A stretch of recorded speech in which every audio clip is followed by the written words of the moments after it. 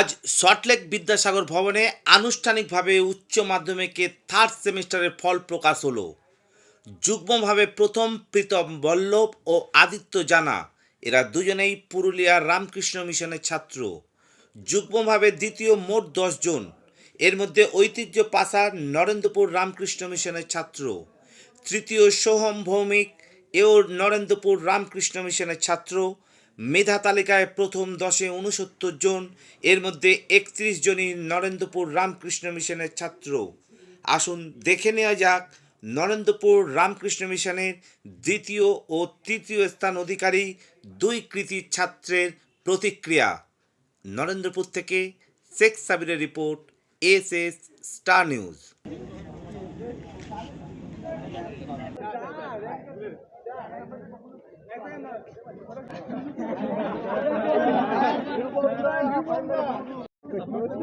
না, এতটা বেশি আশা করিনি। একটা র্যাঙ্ক করার ইচ্ছা ছিল, মাধ্যমিক র্যাঙ্ক করতে পারি না, একটা হতাশা ছিল। তো উচ্চ মাধ্যমিক খুব খেটে পড়েছি যাতে এবার র্যাঙ্ক হতে।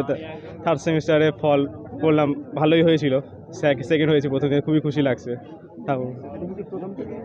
হ্যাঁ, 5 থেকে এখানে পড়ছি হোস্টেল। তার আগে এখানে প্রাইমারি সেকশন ছিল, সেটা বাড়ি থেকে যাতায়াত করতাম শিশু বিদ্যাপীঠিতে। আমার বাড়ি সোনাপুরে।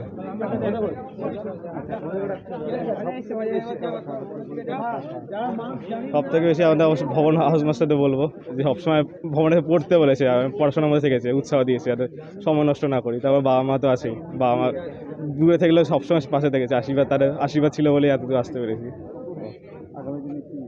আমি ভবিষ্যতে ইঞ্জিনিয়ার হতে চাই, ঐতিহ্য পাচার। আমি 190-এর মধ্যে 188। কত নম্বরে? আমি থার্ড হয়েছি। কত নম্বর? নাম্বার এসছে আমার হচ্ছে 183 আউট অফ 185, বেস্ট 5-এর মধ্যে।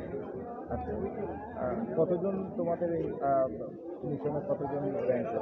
1 থেকে 10-এর মধ্যে 31 জন। এই এতটা এই রেজাল্ট এক্সপেক্ট করেছো তুমি নিজে?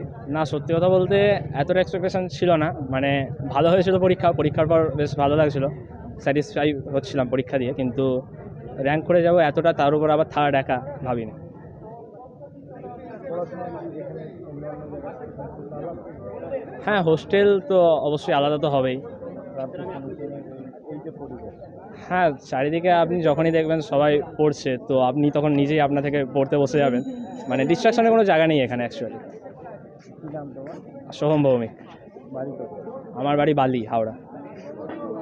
সব খবর সবার আগে পেতে সাবস্ক্রাইব করুন আমাদের ইউটিউব চ্যানেল এবং লাইক ও ফলো করুন আমাদের Facebook page SS Star news.